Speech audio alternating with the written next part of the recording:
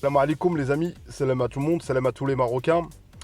Après avoir vu tous nos lions qui sont passés entre les records, entre des buts en finale pour la première fois, il nous reste Brahim Abdelkader Diaz, qui est là. Est-ce qu'il va jouer cette finale? Moi je pense, comme j'ai dit toujours, je suis le Real Madrid, il jouera Inch'Allah. Tout dépendra des circonstances, à quelle minute il rentre, tout dépendra de plein de choses. Tout dépendra de plein de choses. Espérons qu'Ancelotti lui fasse confiance, parce qu'à chaque fois qu'on lui a fait confiance, il a toujours répondu présent. Il a toujours répondu présent.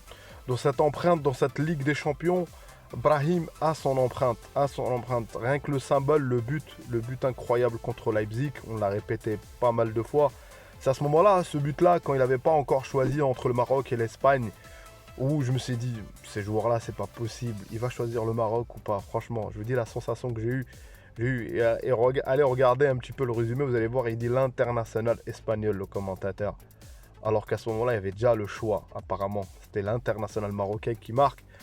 Mais là, j'aimerais bien que dans cette finale où il y aura, tout le monde sera focalisé parce que tout est fini. Toute la conférence League finie, les Ligues Europa, les championnats ils sont finis.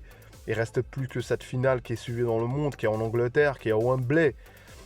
Wembley où on a vu Amrabat triompher. Amrabat faire un des plus grands matchs. Et pourquoi pas Brahim ou peut-être la surprise, parce que vu il y a une polémique concernant Rodrigo par rapport à son départ, je ne sais pas. Mais en tout cas, peut-être que Brahim aura son mot à dire, Inch'Allah, c'est ce qu'on souhaite dans tout ça. Et t'arrives avec des lions que des champions. Franchement, ce rassemblement-là, il a un goût de victoire.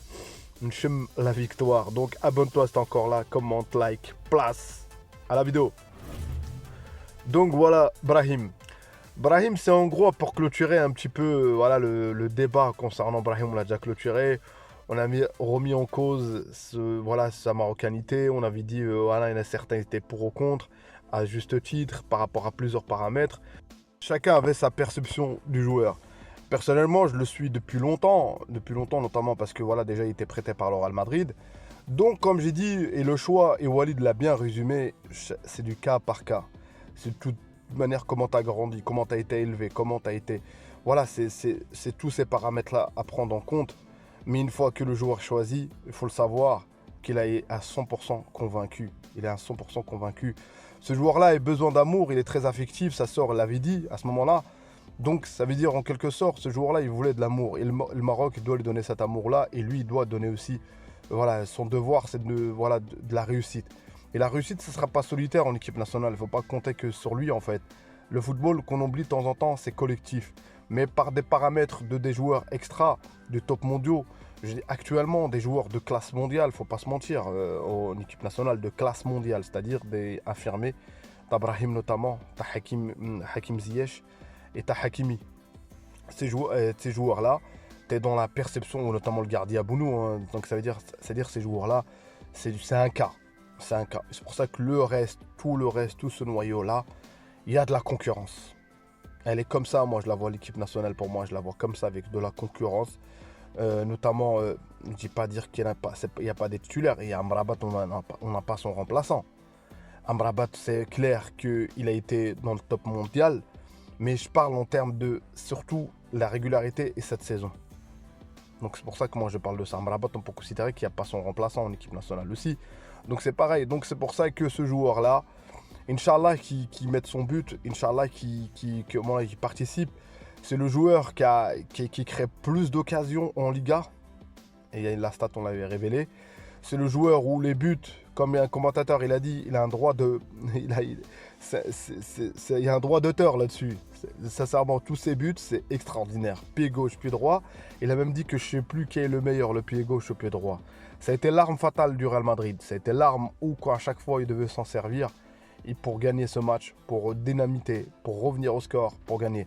D'ailleurs, apparemment, son marketing au niveau des transferts, au niveau du mercato, au niveau de voilà, sa cote, elle est montée à 76 millions d'euros, les amis. 76, ça me paraît logique. Quand je la voyais à 35 millions, et là, ça paraît aussi l'impact du Maroc, ça n'a rien à voir. Le joueur, quand tu as du talent dans les pieds, quand tu as du jeu dans les pieds, généralement, tu n'as pas besoin. Tu as besoin de... Voilà, ta cote, elle augmente automatiquement. Et les buts, quand tu mets 12 buts ou je sais pas combien de passes de Real Madrid, c'est pas comme si tu les mettais en Ligue 1 ou j'en sais quoi d'autre. C'est pas la même chose. Être remplaçant au Real Madrid, c'est pas être remplaçant, désolé pour dire, mais voilà, un club lambda de Ligue 1, c'est pas la même chose. Les places sont rudes. Quand tu vois que là, il y aura Kylian, voilà, il y a Bellingham, il y a Vinicius, il y a Rodrigo. Bref, il n'y a que du talent. Il n'y a que du talent. Donc, c'est-à-dire que tu es dans l'élite du football.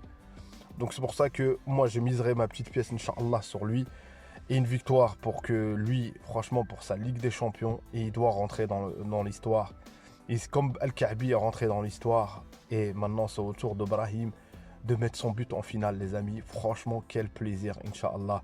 Quoi qu'il se passe, souhaitant qu'il marque ou qu'il marque pas, que le Real Madrid la gagne. En tout cas je suis pour le Real Madrid. Il y en a certains je pense qui sont pour le Real Madrid.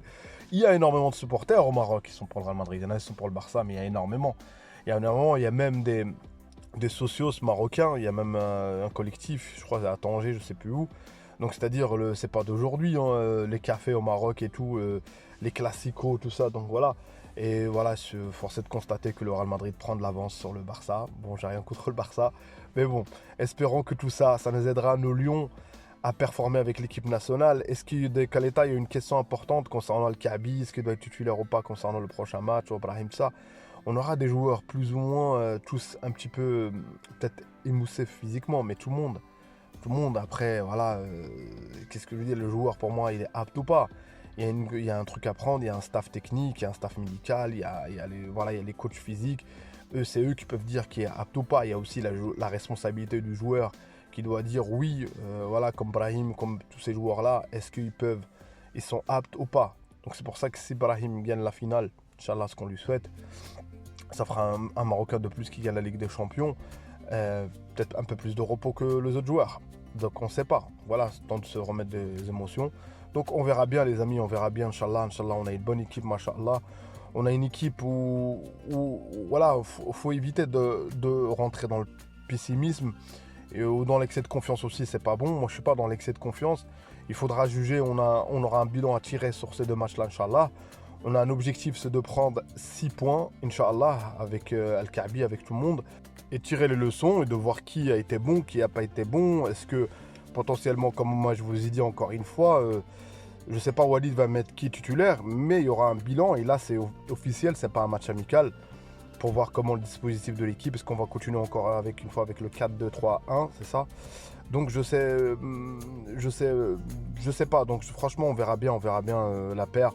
Et de voir, parce que je pense que c'est Chadi Riyad qui va jouer, comment la performance, comment ça va être et tout. Donc franchement, on a une perspective d'avenir, de présent aussi.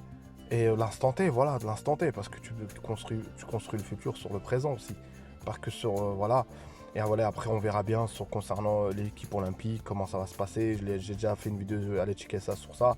J'ai dit mon avis là-dessus, comme quoi la priorité pour moi, elle est l'équipe 1. Et donc voilà, franchement, aujourd'hui, on a tout.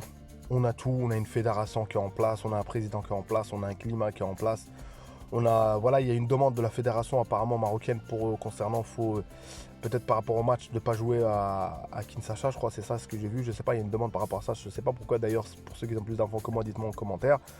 Donc force à nos Lions, à Brahim, à Mazraoui, à Hakimi, à tous nos Lions avec ce rassemblement où l'effectif il sera complet, à part Amrabat qui est suspendu pour le premier match, mais là on est au complet je pense, et c'est à eux de prouver, pour certains que le coach leur a fait confiance et de rester sur le terrain, de pas penser, parce que généralement quand ça se passe bien, on pense pas aux absents, on dira toujours que non, c'est le terrain, et la meilleure réponse c'est sur le terrain, Inch'Allah.